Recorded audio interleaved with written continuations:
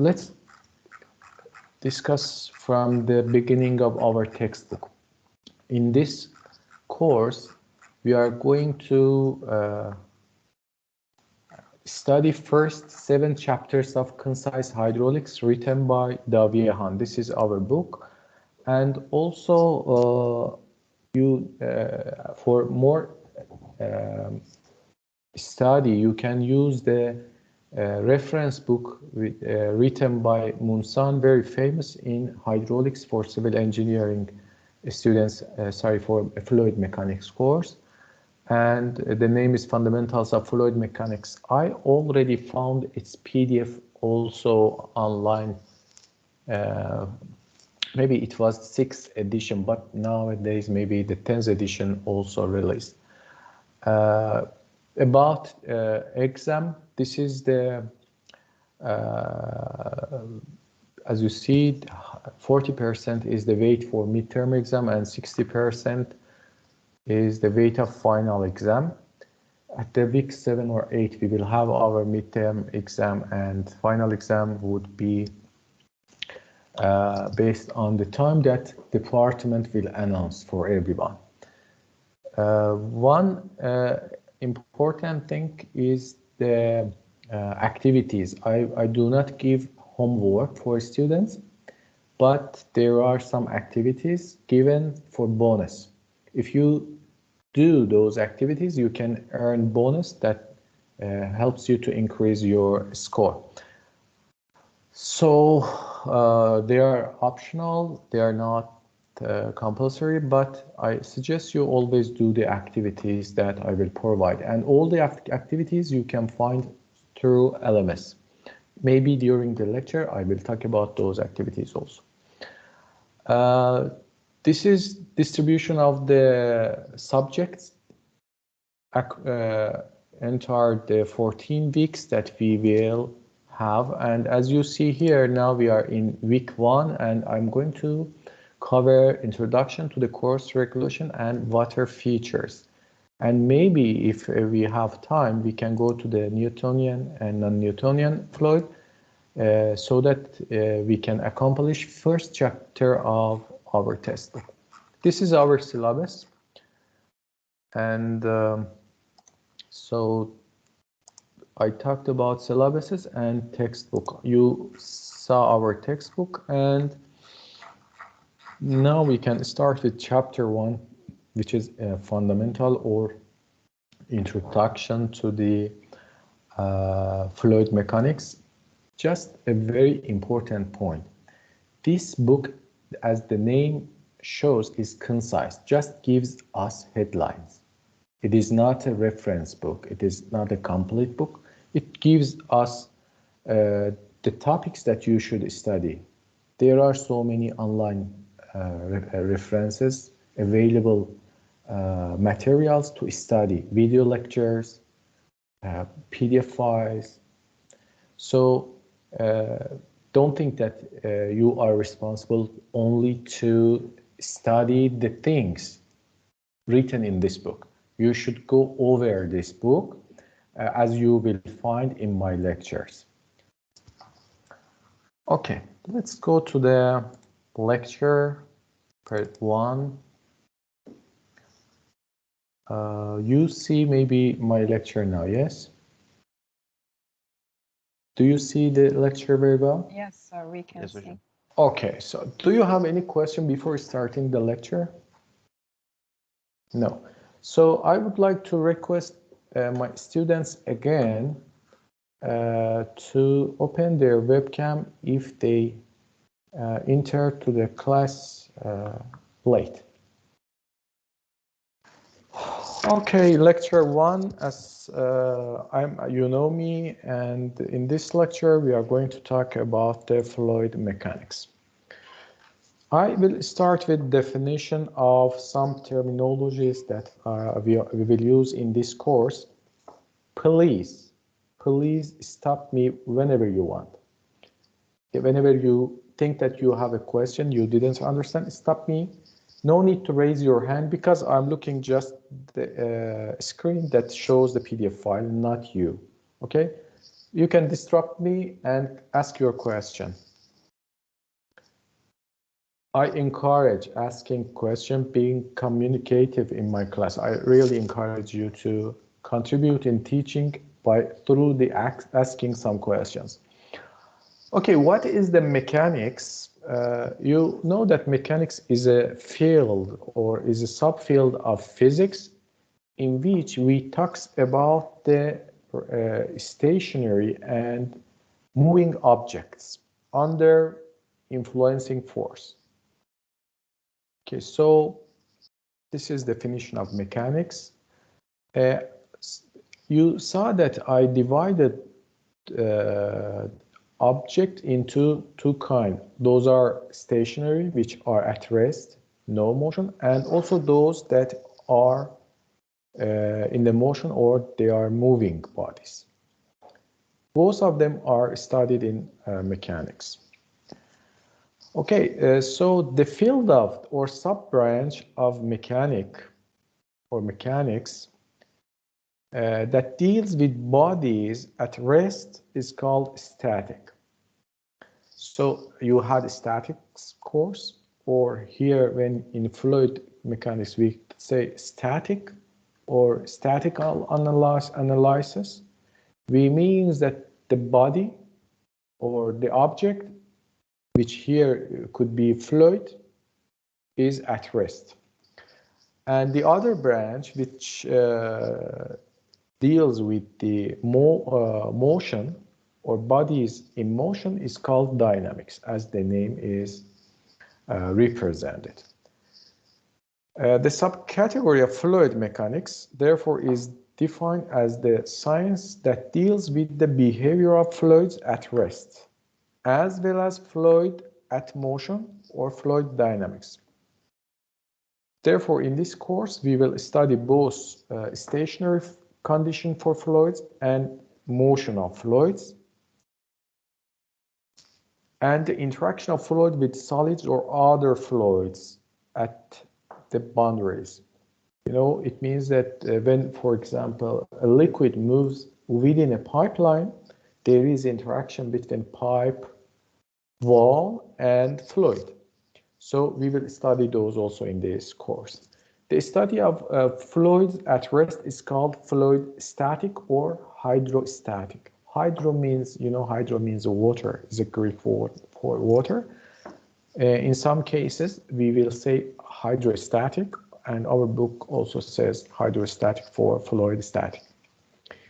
At the first, we will discuss about, at the first two lectures, or only in today's lecture, we will discuss about dynamics, hydrodynamics, or dynamics of fluid under shear stress. Then we will talk about hydrostatics for 2 or 3 sessions. Again, we will come back to the hydrodynamic with the topics studying the motion of fluid in pipelines. Okay, the other definition is fluid kinematics. When we study fluid motion, neglecting the force, it is called fluid kinematics. Let's see what is written here. The study of fluid in motion, where pressure force or force are not considered, is called fluid kinematics. And if the pressure forces are also considered for the fluid in motions, and if in motions, comma, that branch, sorry, this is not comma, also not point. If we consider force, it is called hydrodynamics or fluid dynamics. Fluid mechanics itself is also divided in several categories. Fluid mechanics is divided in several categories. The study of motion of fluid that are particularly incompressible. We will talk more about some properties of fluids, which one is compressibility, such as liquids, especially water and gas at low speeds, is usually referred to as hydrodynamics. A subcategory of hydrodynamics is hydraulics, which deals with liquids flow in pipes and open channels. This is topic for your next semester. We will have hydraulics together next semester. So these are categories of fluid mechanics. In addition to those classifications, we also have some other specialized categories such as meteorology, oceanography, and hydrology, which all of these subjects deal with naturally occurring flows. You know, the force or the energy behind the motion of fluid is nature. In these topics, meteorology is the science that we investigate motion of mainly gases or water vapor in the atmosphere. Oceanography is investigating of the tidal waves or ocean waves or sea level variation or any change in the or any motion in large water bodies is called oceanography. And hydrology is the other branch of fluid mechanics that deals with the motion of water, not only in the atmosphere but also through the other spheres. For example, at lithosphere, motion of water at soil and other features. So these are categories of fluid mechanics. So let me ask a question from you. So do you know what is the definition of fluid?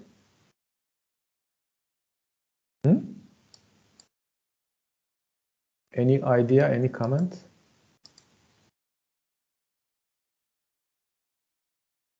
At least you know something. Go ahead, Jeren, start you please. What's your definition about fluid? I can say that it's just a substance which has no shape, which might have viscosity sometimes. Mm-hmm.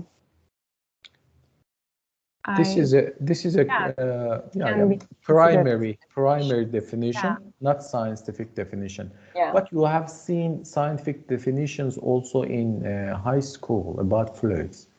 You know, comparing with other kind of materials like solids and gas. Like solid, you can maybe define fluid. Burak, do you remember something about the definition of fluid? No. No, yeah, not yet. How about Makbule? Makbule Mermi? Give us a definition of fluid if you know. Makbule, please open your microphone. Yeah. Yes, do you have welcome to the course? Thank you. Yeah. Not yet. Sorry.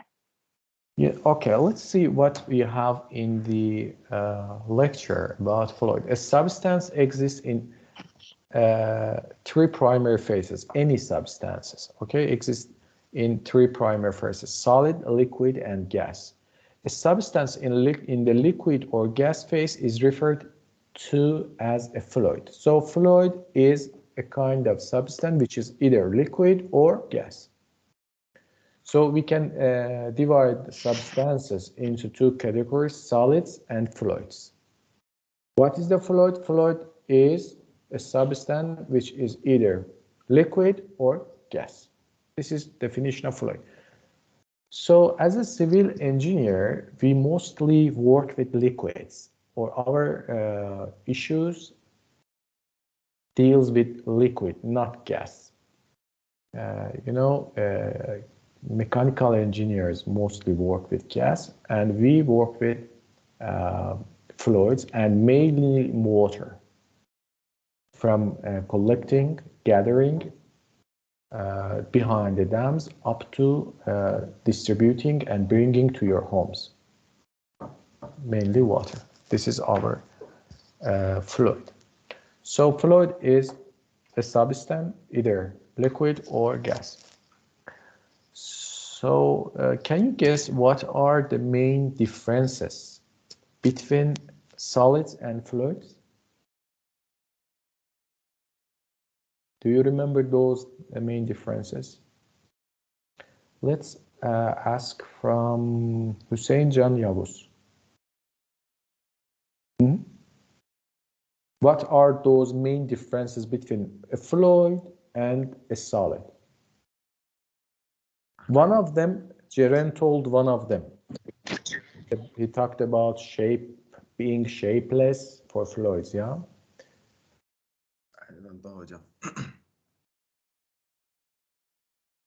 Okay. Any opinion? Yeah, good morning, teacher. So, Yeah, in solids, the particles are tightly bound. In fluids, solids are not tightly bound. tightly bound. You are talking about molecular foundations. Yes. In Okay. solids, molecules are tightly bound. In fluids, Yeah. molecules Yeah. are. Yeah. Easily speaking, molecules in fluids or in solids are closer together in comparison to the liquids. The distance, molecular distance. Your friend talks about molecular distance. So here you will find some metrics that distinguish between the solid and fluid.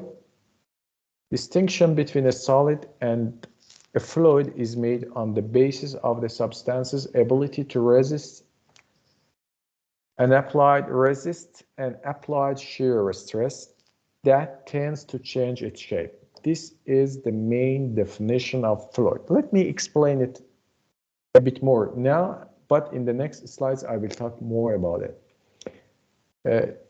If you have a substance, okay, like this, let me real substance. This is a substance, this is a pen, okay? And if you apply a shear stress on it, how you can apply? Do you know the definition of shear stress? A stress which is in parallel with surface. You know, we have two kinds of stresses. If you insert any force on any object, for example, my finger shows a force. It has two components. One component in the direction of surface, the other component perpendicular to the surface, normal to the surface. The one which is in the direction of the surface creates shear stress. The other one, perpendicular, creates, for example, compressive stress. So assume that this shear stress, which is in parallel with the surface, acts on an object, on any object. If object starts to reshape, to change its shape continuously, it is fluid. But there is no matter how amount of force is, with any infinitesimal force, if the object is fluid, it starts to reshape. Assume that you have for example, a bubble of water and you put your finger suddenly on the water. You will see that liquid or fluid within it will start to continuously move. There is no resist. This says it. There is no resist against shearing stress. But this is not the case for solid. Solids resist against shear stress. For example, this is you see this is a solid, and I add for example, I try to pull this page on it from this notebook, but it does not move because the amount of force is not big enough to reshape the object. You see, I'm talking about amount. But in case if the amount or magnitude of force is high, definitely I can see some reshape. Or let's give you another example. Maybe more, if I have more flexible pen, you see this when I add shear stress, you know, I add a force. It tries to, I see some bend in this pencil, huh? Yeah? Yeah. So this is, when I leave my hand for a minute, it comes back to its initial shape. It is a signal, it is a sign of being solid. Maybe it broke, but the reshape is not continuous. It comes back. For the case of liquids, it is not true. This definition is not true. Another example of a liquid is gas. Gas around you, atmosphere, air, okay, is a fluid. And you can easily move your hand, move your body without feeling that you use force. I mean that infinitely small shear stress reshape the gas. How reshape it? The air in front of your hand moves sideways, and you can move your hand into the air. So I will talk more about this. I know that this definition needs to be explained more with some visual things I will show later. So the other distinction, a solid can resist again applied shear stress by deforming, whereas a fluid deforms continuously. I talked about it actually, under the influence of a shear stress, no matter how small. Okay. In solids, stress is proportional to strain, but in fluid, stress is proportional to strain rate. This is another important point. If you have already passed strength of material 1, you maybe saw that when you act force on a solid, its deformation creates a strain. For example, angle of deformation of a solid.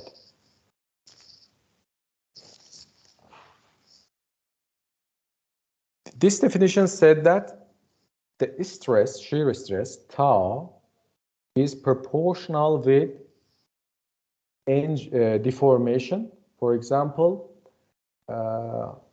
this is more flexible maybe. You see, this is more, there is, for example, if you see from vertical position, it moved, for example, 1 centimeter, 2 centimeters to the left or to the right. Just upper part, sorry. Okay, this is solid, therefore it says that shear stress, what does it mean, shear stress? It means F force divided by area, surface area, is proportional with deformation. Deformation here is per length, or length, or the displacement of upper part. But in fluid, there is no such a reaction, displacement of upper part. As I told, it continuously moves, but it moves. That there is no fixed part. When the upper part of water or water molecules moves, it went, and lower part went, the lower layer went, but with different velocities. Therefore, we have to calculate rate, or not have to, this is a physical fact. The rate or strain, rate of strain or strain rate. What is the strain rate? You will see in next slide. Let's go in details of definition of fluids, or main difference between fluid and a solid. It says that when a constant shear force is applied, a constant shear force. Okay, let me divide definition small segments and get more deep knowledge about each segment. Beyaz Bulut. What is shear force? Can you define it? What is shear force? Beyaz?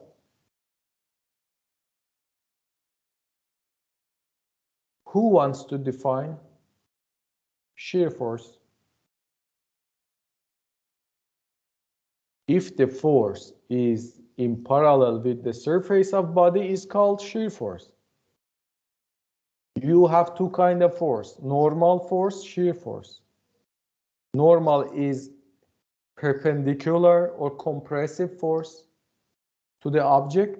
Shear force is in parallel with it. Am I right? Am I right? Okay. I think yes, hocam. You be sure. Be sure.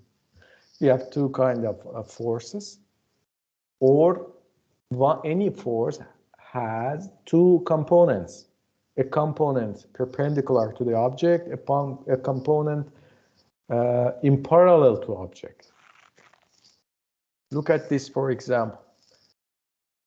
Here it says that a shear force, constant shear force. Look, this is force. My force is here, is shown in pink. Yes, you see this force? You see that the force is in parallel to this black plate, yeah? In parallel to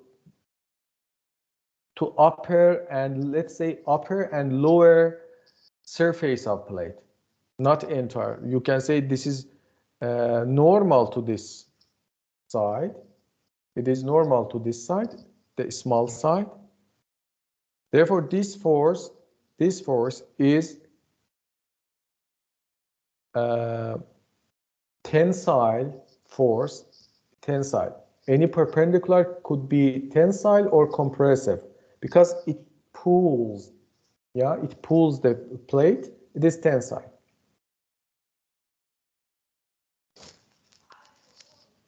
And also, when you divide this force by the surface area of plate, it gives you shear stress. Shear stress. The amount of shear stress, if you remember, stress is force divided by area. And here Ta shows the symbol Ta shows shear stress. Anyway, this is our constant force, shear force. A solid like this pink rubber. This is a rubber, okay? But deformed under this shear stress, deformed this rubber. And you see the alpha here, which is called shear strain.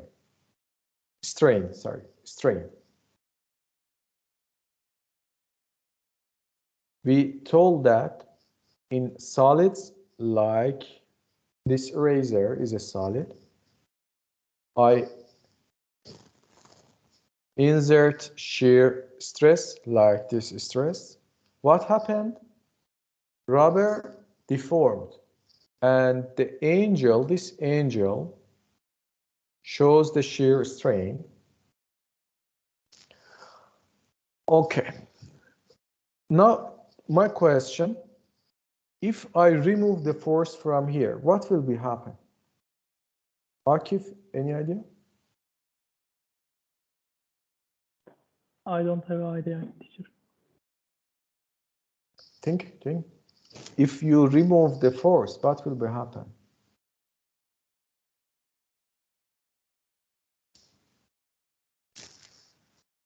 SWAT erim error. If I remove the force, what will be happen on the rubber?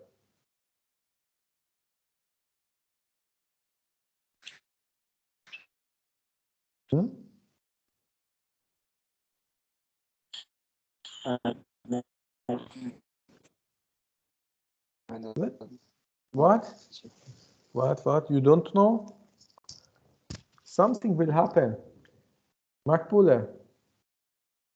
If I remove, if I don't, what will I think friction force, maybe. reaction force? Friction. No. I showed you. Instead of rubber, I used this yeah. car. Yeah. This Back. is force. Yeah. After removing the force, the shear strain will be 0 again. It means that rubber, this is a flexible rubber, eraser is flexible. It will come back to its first position. Yeah. Is it possible to have such a condition if instead of eraser I use water? No. Because as I told, for any amount of fluid, shear stress, fluid moves continuously. Moves continuously, and you cannot measure alpha for continuous time. At different, this alpha will varies by time. How? You will see in the next slides. So let me read the definition again. When a constant shear force is applied, a solid eventually stops, as you see here, stops deforming at some fixed strain angle, you see here, angle, whereas a fluid never stops deforming and approaches a certain rate of stir. Never stops deforming. It moves continuously. Okay, the figure shows the deformation of this rubber eraser placed between two plates, upper one, lower one. Lower one is assumed to be fixed. The upper one is used in order to insert this shear stress. Did you got it?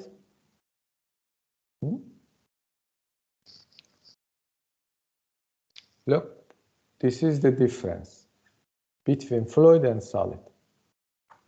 This is the force in parallel to the surface. Therefore, I have shear stress at the top. And any solid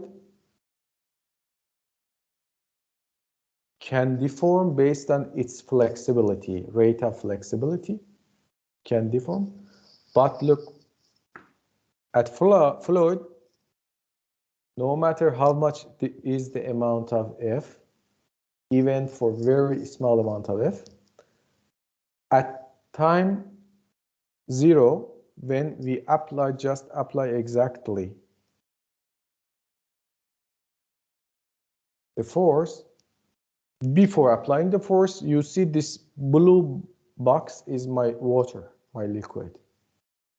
But after 1 second or 1 time unit, I have the red one. This is after 1 unit of time. After 2 units of time, solid is the same. 3 units, 10 days, 11 days, 1 year, it is the same condition. Unless you have the force, you will have the formation.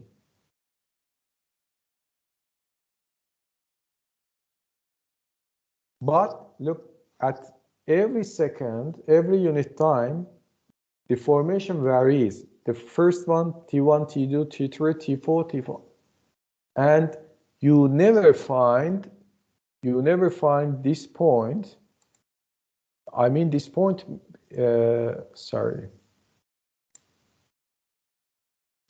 This point actually is a water molecule, yes? Because this box is a water body, is a water element. We assume it is water element. Let's show you in that way. This water element, after inserting this force for 1 second, is here. The same element now moves here. After several seconds, moves here, here, here, and you cannot trace where it goes. After 10 minutes, you don't find this molecule. But the molecule of solid at time 0 is here, at time 1, 2, 3, 4, and up to infinitive is here. And when you, this is my last definition of difference of fluid and liquid. And when you remove the force, what will happen? This point will come back to here. And there is no deformation. Now the angle should be 0 after removing the force. What will happen if you remove the force here?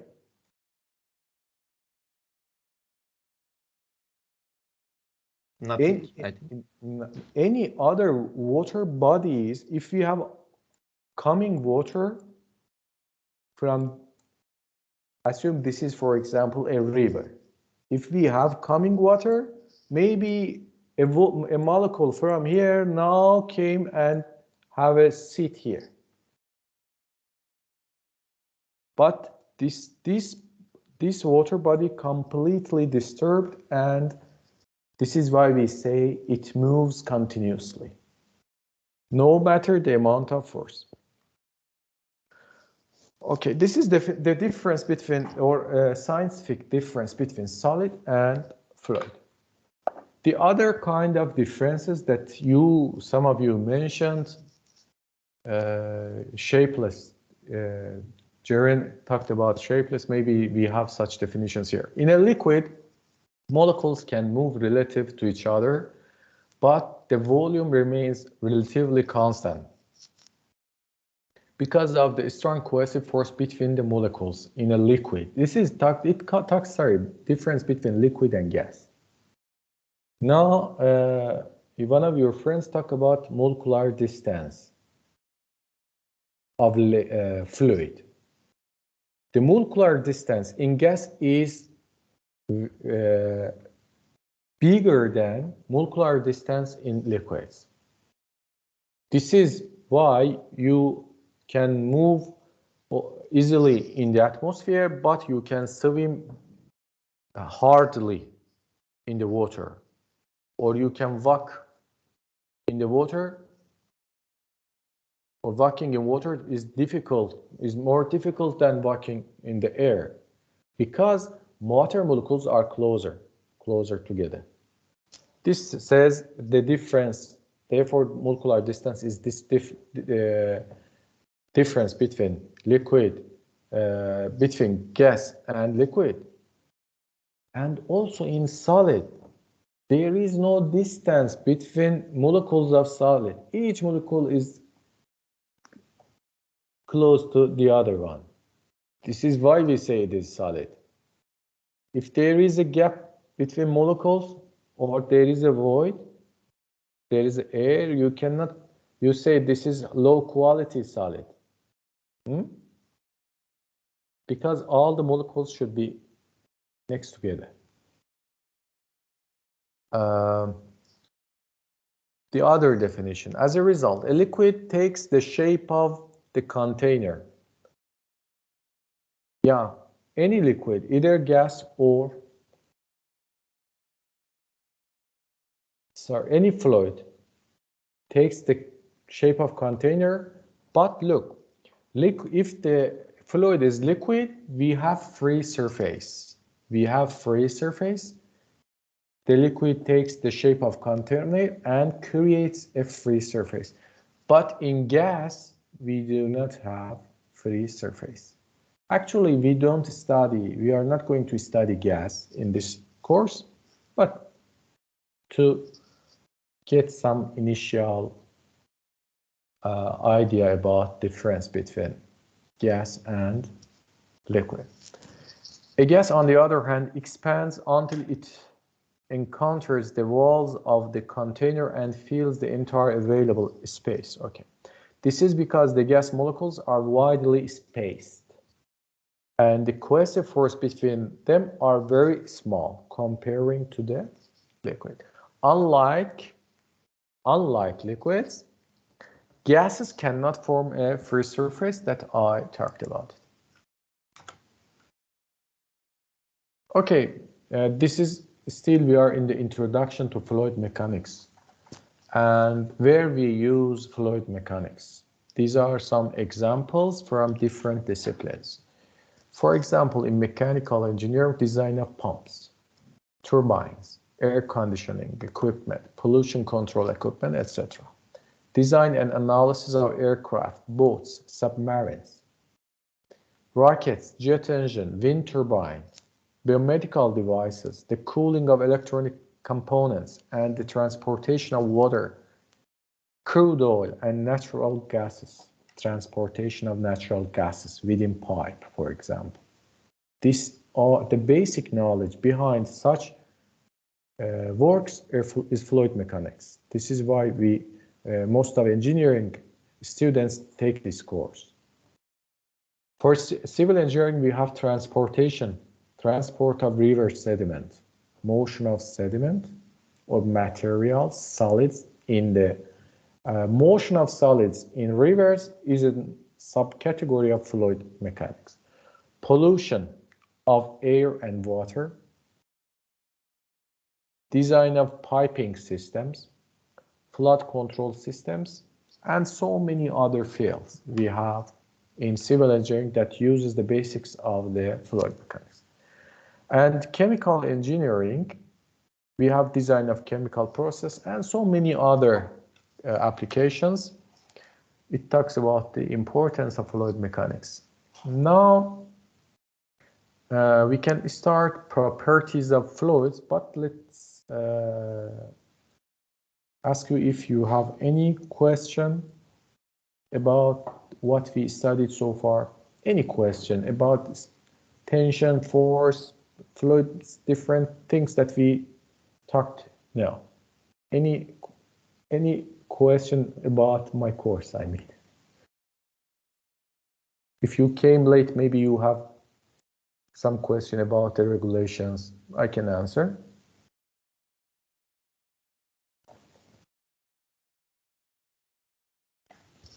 Okay, so properties of fluids. You know, every substance has some properties. And any characteristics of a system is called a property. You know, you are a system, I'm a system. Anyone, any object is a system and it has characteristics, which is called property. Some familiar properties for liquids are pressure, temperature, volume, and mass. Okay, you should memorize from now the abbreviation or the letter that we use to denote any term. Pressure, P. In this course, when I say P, pressure, T, temperature, V, volume, and M shows the mass. These are properties that you know. What is the temperature of this room, what this pencil, your body, this glass of water, or the atmosphere? What is the pressure? What is the volume of this cup of tea? These are some properties that you know. I'm not going to go to those details. You know the definition of mass, volume, and so on. Other less familiar to you might be viscosity, thermal conductivity, models of modulus of elasticity or bulk model, and density. Thermal conductivity is also out of the scope of our course. Therefore, I will talk about the other important properties of fluids that we regularly use in our course. Before going to the properties one by one, there are some definitions or categories for properties that we say any property is either intensive or extensive. Okay, I think in order, it is better I ask you to read because my screen is big enough, you see. And in that way, maybe you get accustomed to talk more in the class. Okay, Malika Choban, please read this part. What is intensive and extensive? Read it to us, and then you are going to explain what you understand. Open your microphone, please.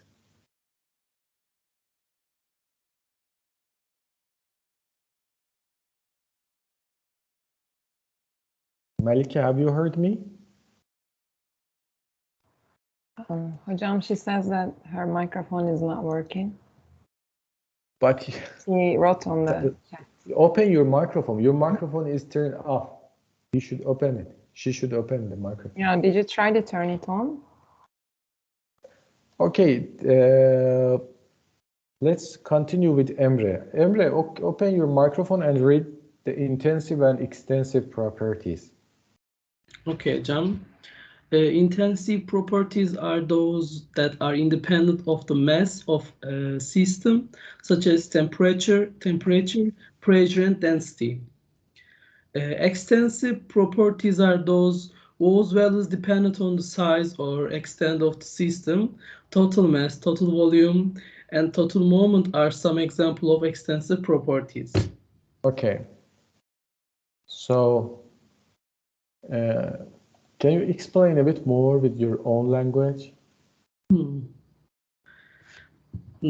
I think it's a little bit hard, but I will try. Intensive is those kind of properties that are independent from the mass. No relation with the mass. Yes. If you increase or decrease the mass, it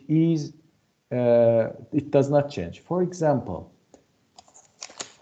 let's think about the temperature of this paper. What is the temperature of it? Maybe 20 degrees. Yeah. Now I have half of mass. What is the temperature? 20 degrees. 20 degrees. Therefore, temperature is intensive. But if I divided it in two parts and I say that the sum property, for example, area. What is the area of this paper?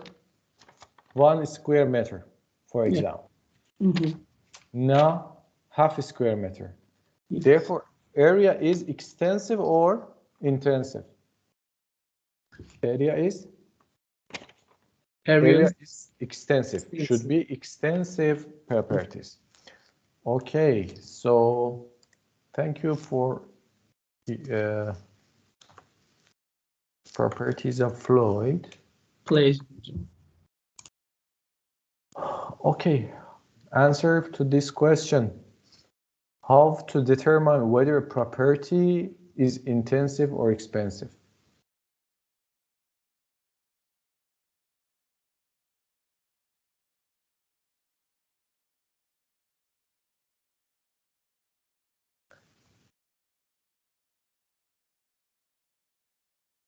Yeah. Don't you have any idea?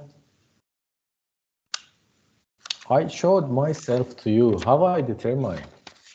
We actually talked about it in the previous slide, that if it is related with the mass, it has to be... Okay, how we can find it is related or not?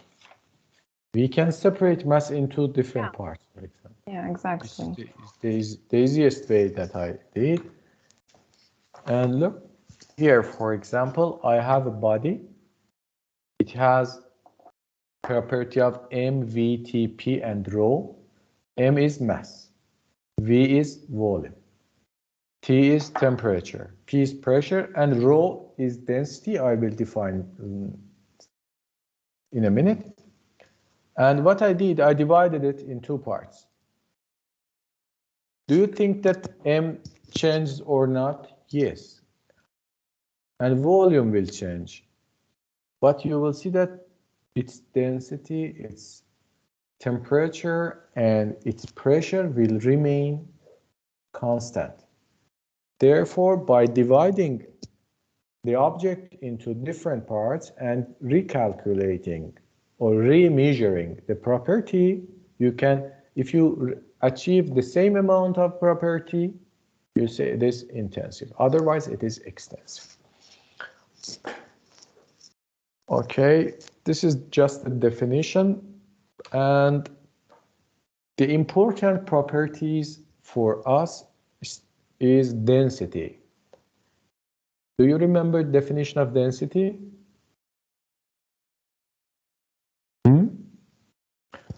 Density is defined as, sometimes we say mass density, but density is enough for us. Density is defined as the ratio of the mass of a fluid to its volume.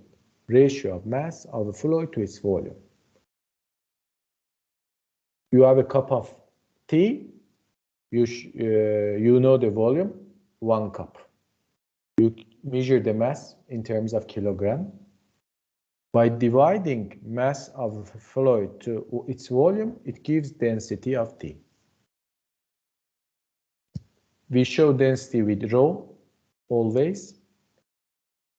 And this is the formula. Mathematically, as I tell, M over V. Rho equals to M over V, density. And for water, we have rho equals to 1000 kilogram per cubic meters. It should be memorized. What is the density of water? 1000 kilogram per cubic meters. The other property, before going to other property, is it just one, exactly one? Actually, density may vary by temperature. And when we say it is equal to 1000 kilogram per cubic meters, it is in the standard temperature, which is 4 degrees Celsius. Here. This is the one. You see that density of water is less than 1 or 1000, 1 gram per cubic centimeter, I mean. It could be less than 1 for higher temperature or below the temperature of 4 degrees. Why? It depends on the molecular distance, which one object or one liquid gets more dense or less dense. More dense, higher density. Anyway, when we boil the water, it goes to be less dense. When freeze it, it goes to be less dense, as you see. But the rate of density changes. Okay. Other property is specific weight. Specific weight. Do you remember the definition of specific weight? You have had it in, at least in soil mechanics, specific weight of. Okay. Specific weight mathematically is defined by the ratio of mass of the liquid to the volume of the liquid or fluid. Mass, weight of the liquid over the volume. Mass over the volume is density. Weight over the volume is specific weight. And you know that mass or weight equals to m times g. Yeah, W equals to m times g, or W equals to mg divided by v. It gives, you know, from previous slide, this is what? This is rho. Yeah, this is rho. Therefore, gamma equals to rho times G. Here, X denotes the multiplication operator. So this is definition of specific weight, and we will show it with gamma at entire course, gamma. It is, we say it gamma. And when you have specific weight and specific density, you can compare it with a standard fluid or standard solid or standard gas. For liquid, standard liquid is water, yeah? Therefore, specific weight of any liquid can be compared with the specific weight of water. If you do it, you will find specific gravity. If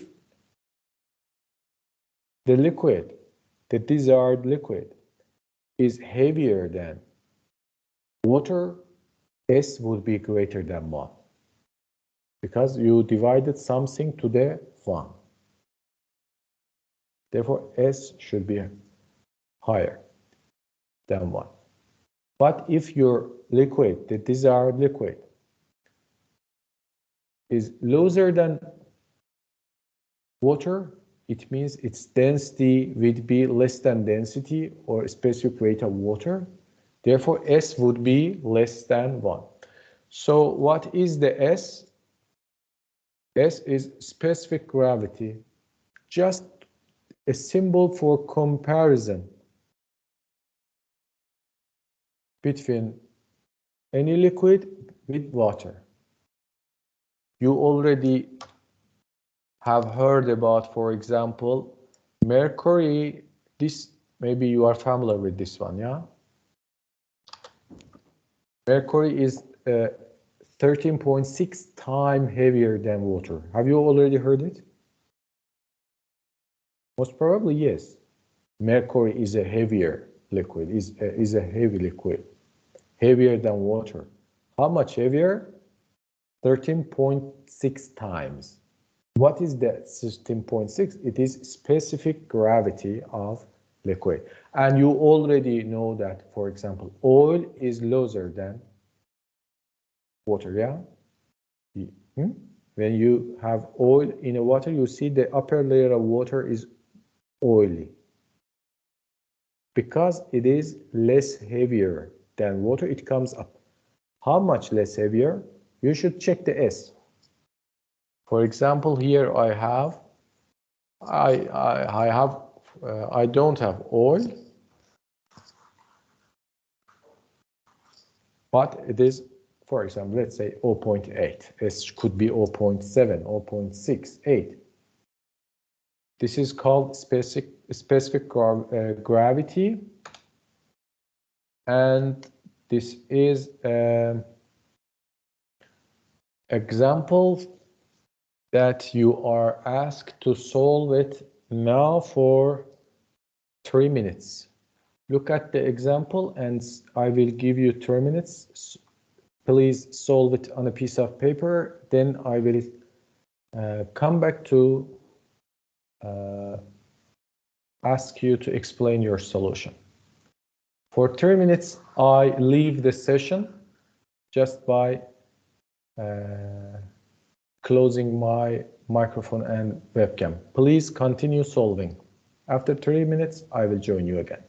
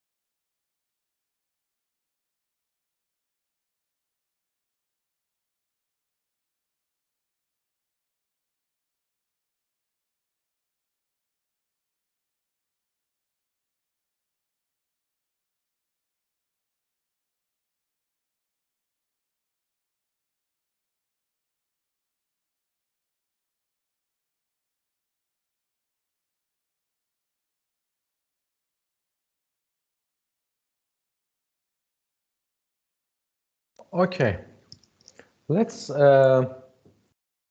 ask Hassan to show us his answer. Hassan, Sami, Arda.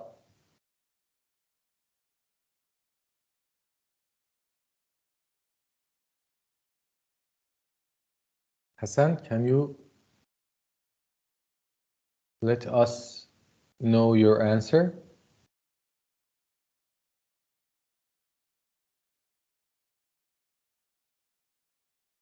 Dear all, please open your webcam and microphone to answer the question. If you solved, who one solved? Jaren, did you solve it? John, yes, actually, I firstly calculated the density because I know the volume of the liquid and the mass. I mean, it weighs 7 newtons, which means 7,000 over 1. And I just changed the units. My density is 7,000.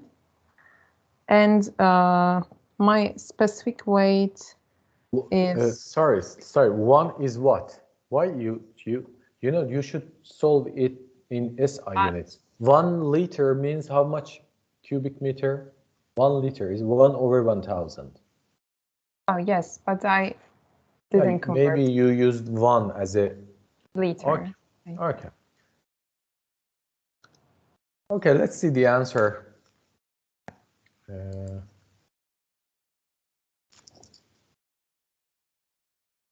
think I should go in that way. This is the answer.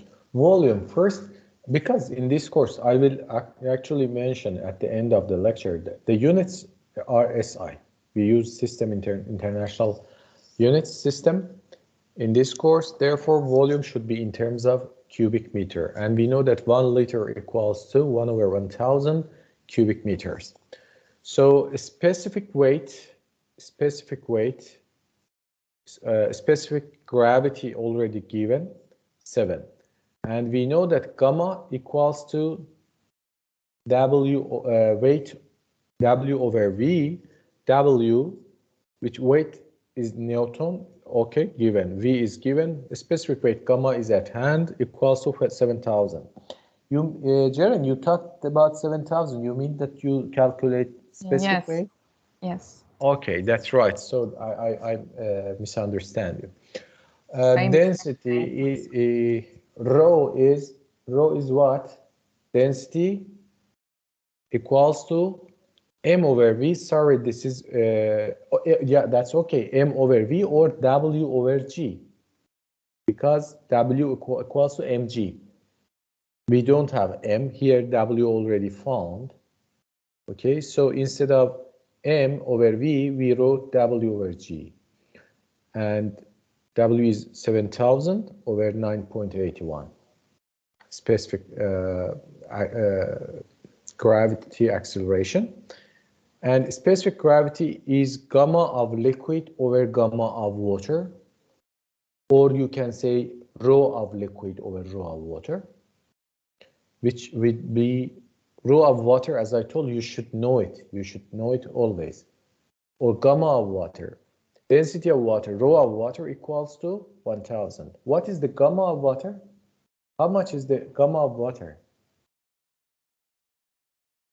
10,000, because gamma equals rho times G, or 1,000 times 9.81, no, 9,810. Or simply you can say 10 to the power of 4. So rho of water, 1,000 kilogram per cubic meter. Gamma of water, 10 to the power of 4 Newton per cubic meters. These are two values that you should know always. And definitely will use in the exam.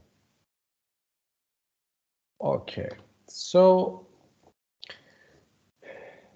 three important property already introduced: density, specific weight, specific gravity. Now let's continue with another and very important property of fluids, which is called viscosity. Viscosity is defined as the property of a fluid which offers resistance to the movement of one layer of fluid over another adjacent layer of the fluid. You know, assume that you have a body of water like this colorful figure. We can assume that water has several layers, one above the other, okay? We can assume, imagine this is our water. And when water moves, okay, when you apply shear stress on a water, it should move, okay, because it is liquid. We can assume that each layer moves separately, okay? Upper layer, if you insert shear stress from here, how? Let's show you. This is my shear stress inserted on the top of water. What will be happen? Because it is liquid, no matter how much is this shear stress, the water body starts to move, okay? And now my question, look, you can look to the figure and answer. Do you think that these are different layers, upper layer, middle layer, bottom layer, which layer move faster among these all layers?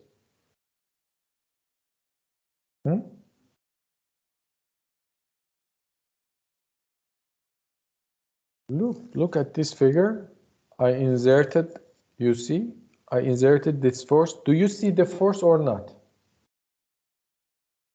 Do you see my figure? Yes. Okay.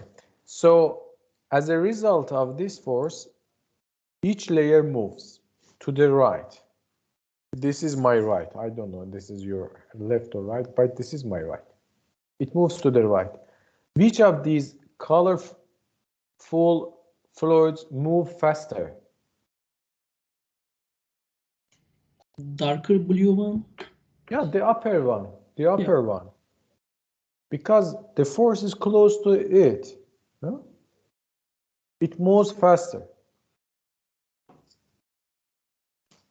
And this layer, let's say this is layer number 1, this is layer number 2, this is layer number 3, layer number 4, layer number 5.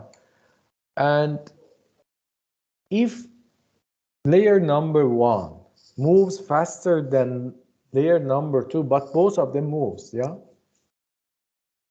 So there is a friction between two layers. There is a friction between two layers because two layers moves on each other. And actually, layer number 2 wants to resist again the motion of layer number 1. Wants to keep it and does not allow it to move. Yeah? This property of liquid is called viscosity. How much viscosity is higher, the resistance again motion or keep the layers strictly,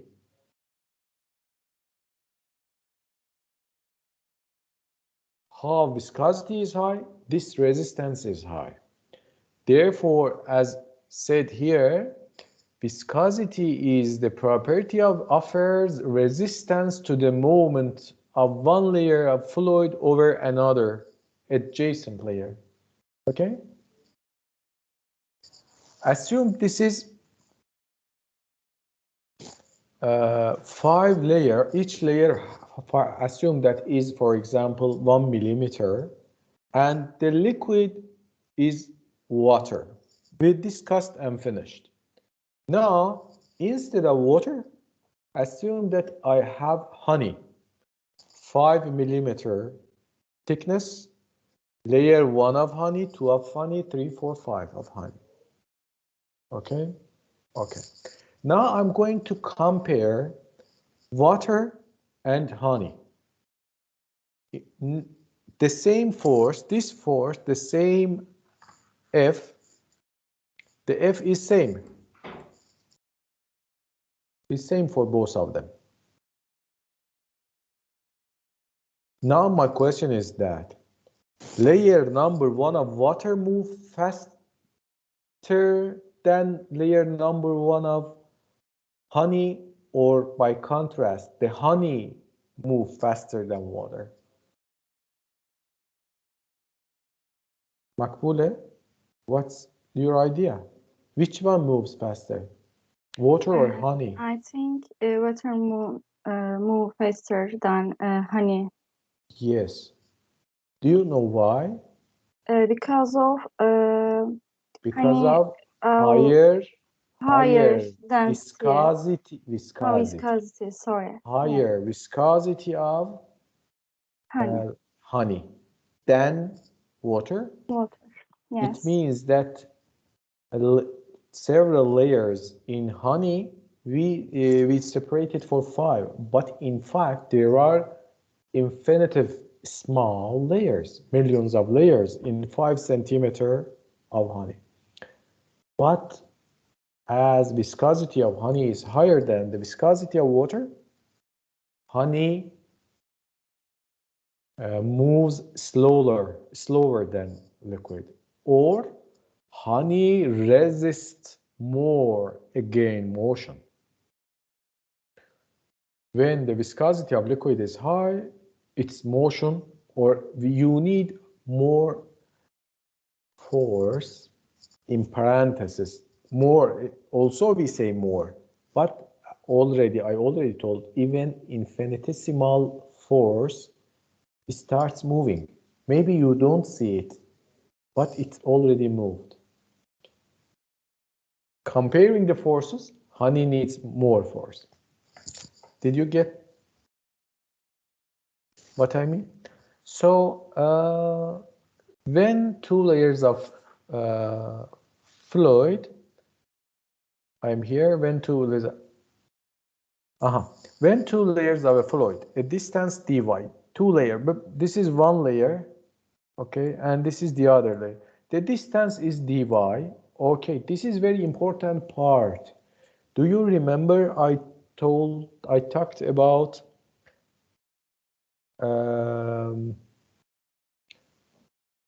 rate of deformation in fluids and deformation in or theta in solids? We said that theta is constant in solid but is not constant in fluid at second, third, fourth second. This angle goes to be bigger and bigger and bigger. Now I'm talking about strain. Look, why or what is the strain in liquid? You know strain is theta in solid, but in liquid. If the distance of 2 layers, distance between 2 layers is dy,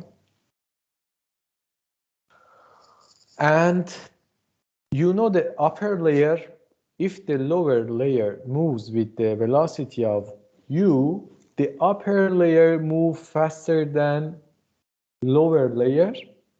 How much faster? We assume it is du. Emre told upper one moves faster. Yeah. How much? I assume the amount of velocity is du. Upper layer move faster. How much? Du. Du is, it has the it is from the material of velocity. Okay, du. For example, I move 1 meter with the velocity of 1 meter per second. You move with 1.2 meter per second. So this is u. Therefore, in total, the velocity of the upper layer is u plus du. Du, no, d means differential. Differential. Differential of something means very small amount of something. Okay, d here means differential. U or du. As shown in the figure, the viscosity together with relative velocity. Okay, what is the relative velocity? Relative means velocity of upper to the velocity of lower. Relative velocity means that the upper velocity minus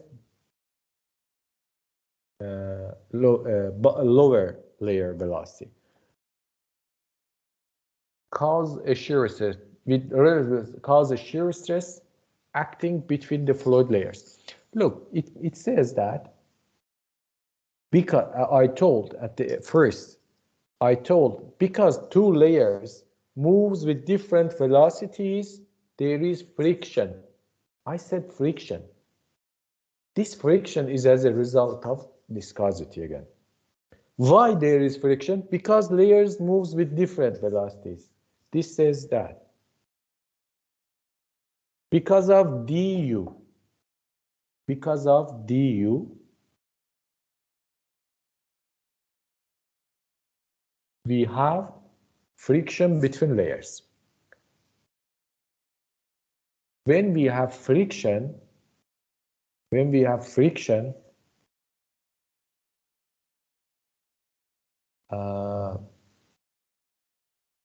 it means that one layer moves above the other.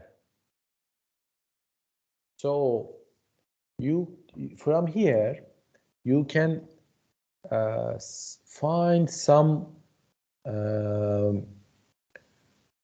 relations between friction and viscosity. Yeah. Before 2 minutes ago, Makbule wanted to say density instead of viscosity. She was thinking to find some vocabulary to explain what is the reason for that resistance. It is not density, it is viscosity. But if you maybe said friction, it was more acceptable. It was more acceptable than density. Anyway, why it was more acceptable? Because these two are in proportion with together. When the friction increases, it means higher resistance we have. At the same time, higher resistance means higher viscosity. So, in conclusion, friction, from now instead of friction, I will say tow. What is tow? Shear stress. Friction is the shear stress. In fluid mechanics, we don't say friction. Friction is a terminology in solid mechanics. In fluid mechanics, instead of friction, we say shear stress. Okay, when shear stress increases, when mu is viscosity. I forgot to tell you, mu is viscosity. Let's go to the next slide. You see, this is called mu. Okay. When mu, viscosity, increases, what will happen? Shear stress, or tau. This is called tau. This is called tau. Shear stress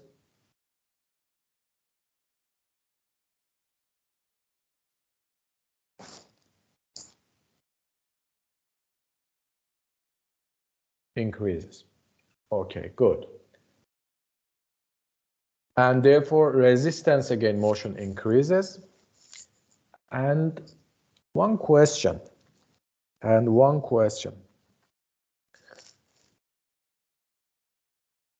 But I don't know how much these two, or half the tau shear stress and mu are related to each other. How they are related? Newton, the well-known Newton, showed that, comes from here actually, showed that the tau first is also proportional with the rate of strain du over dy. What is du over dy? This is the rate of strain. We said rate of strain, du over dy represent the rate of shear strain, or strain, or here shear strain, or rate of shear deformation, or velocity gradient. Newton said that from one hand, T equals to du over dy, or rate of shear strain, or velocity gradient. I know it is difficult to understand what is velocity gradient. Don't worry, I explain more. Just accept this from Newton, that velocity gradient or rate of deformation is proportional with tau. And what is the proportionality coefficient? Actually, with different experiments, they found that that property is a constant value for a given temperature, which is called mu, and they said the name of it as a viscosity. Okay, so the entire this equation,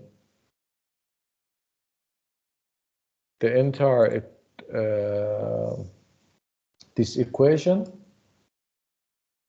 called Newton viscosity law of Newton viscosity, law, LWA, regulation, formula, Newton formula. But which formula? Not F equals to mi. No, that it is not to Newton. It's yeah, not F equals to mi. Tau equals to mu times du over dy.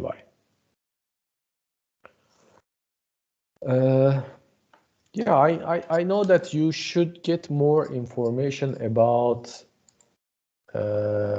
deformation before going to yes, rate to some examples.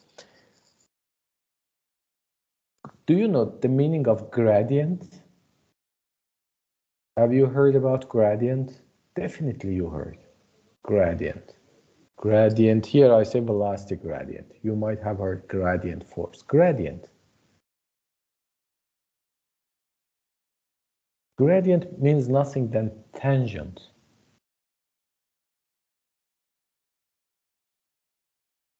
Let's come back to the first slide. I showed you a rubber eraser, an eraser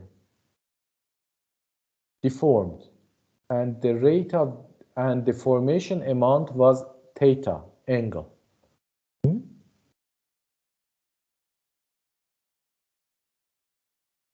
If this is, we called it strain, yes, strain or theta angle. Instead of theta, you can say tangent theta. It is called strain gradient.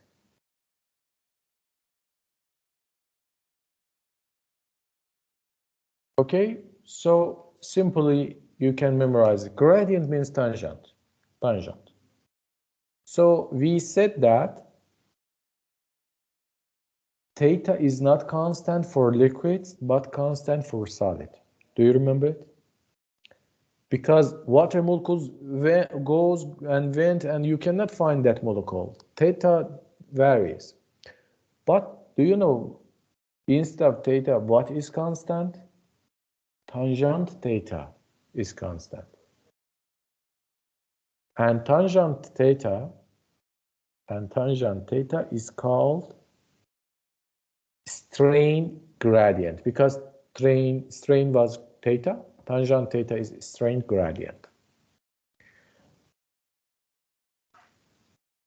if you multiplied mu with strain gradient, it gives you the amount of shear stress or tau or friction, let's say friction between those layers. So what is tangent theta? Okay, in that figure, do you know what is theta? Theta, yeah, we can approximate. Here, look, if instead of this curve, if I approximate it with a linear line.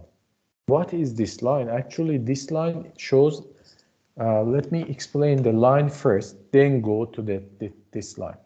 Do you know what is the line? What is this line? What this curve shows? You might don't know. But if you look, if I say, or when I say that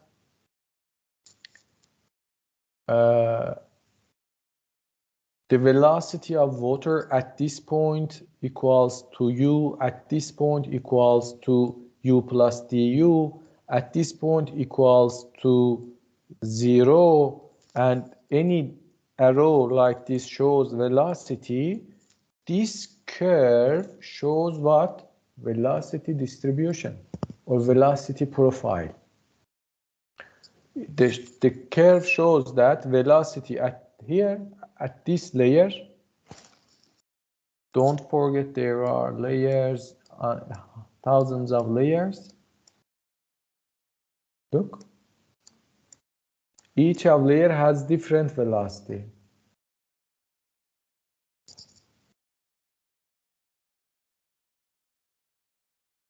And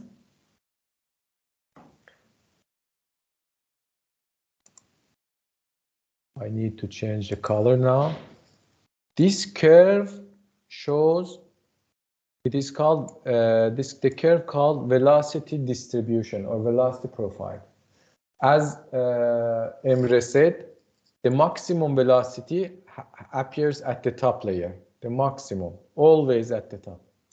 The minimum or 0 at the bottom, and between the bottom of the top layer, remember this figure, you see here such a variation shows velocity curve.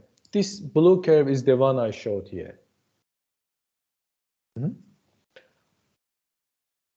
And now I know this is my velocity curve, and I am looking for strain gradient or velocity gradient. Sorry, velocity gradient. Velocity gradient.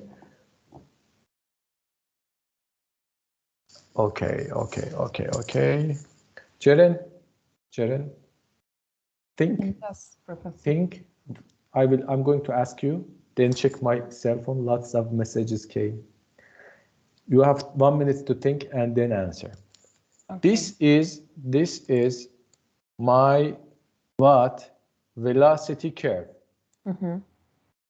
This is my velocity curve. The easier question, what does the meaning of velocity gradient? What does it mean? Velocity gradient means? The change in the... Means tangent of velocity. Yeah. Tangent of. Okay, this is my curve. This is my velocity curve. Think how you can calculate tangent of this curve. Okay. If you find it, it is velocity gradient. Everyone thinks. I asked Ceren, but this is question for everyone. Okay.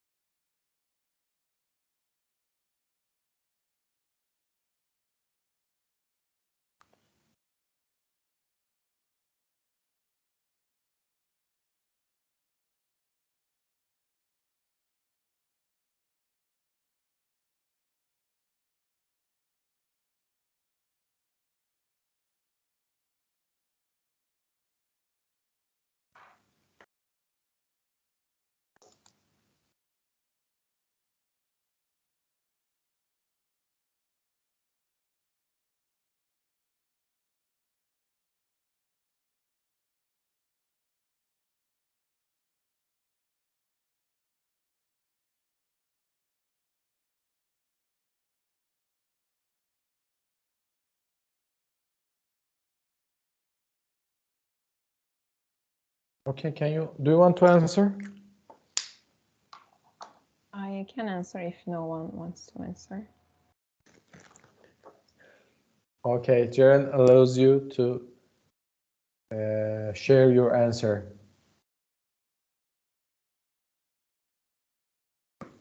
Yeah, you have a curve and I'm asking you to calculate tangent of that curve.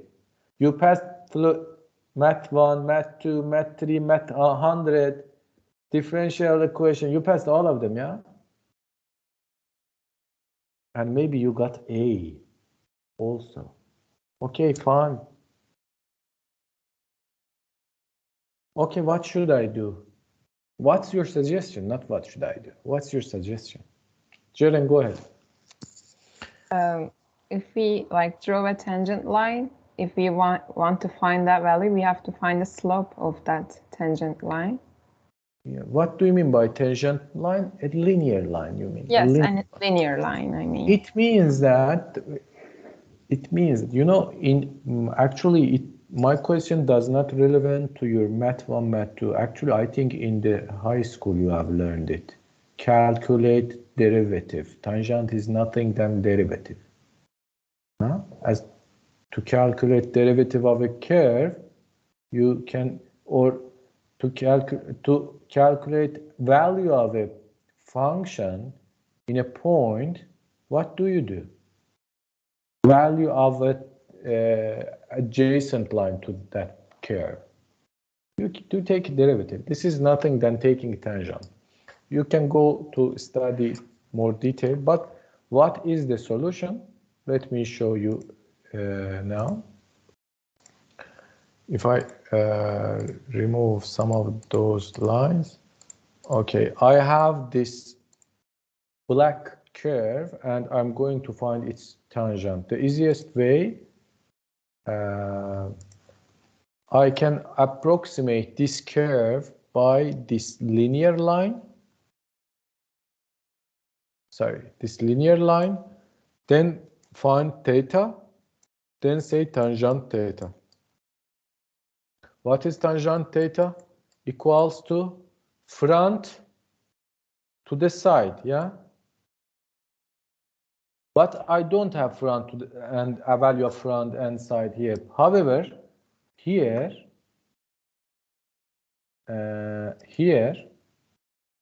if I have the same line, I have front and side. What is the front?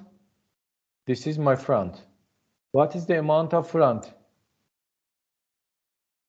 Amount of front equals to u plus du minus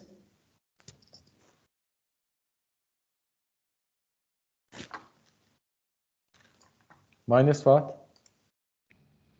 U. Minus u, yes. Minus u. What is the side? This one. How much is the side? This value. How much is this value? Dy. Dy. Look. Tangent of theta equals to du over dy. This is why called velocity gradient.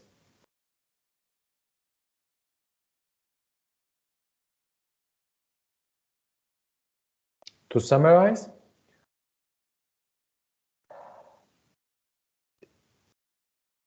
shear stress between layers of liquid is proportional with velocity gradient. What is the coefficient of equality when two things are proportional? Yeah, this you see here. Two parameters are proportional. This is the sign of proportionality. Okay. When two things are proportional, they can be equal. I mean that you can change this sign with equality. if you multiplied one side with a constant coefficient. If it is, there is such a constant coefficient, therefore the proportionality can be transferred to equality. Newton said, yes, there is such a coefficient which is called viscosity. So this is, therefore, as Newton found this mood, it is called Newton's law of viscosity. So we have 1 hour, but I would like to give you 10 minutes break. We actually we lost one session previous week because, you know, because of extending enrollment time for students. So I give you 10 minutes rest break, then come back and we will continue with some examples, and maybe we can finish chapter 1 today. So in that case, we are not in shortage of lectures in the future. See you in 10 minutes. Bye-bye.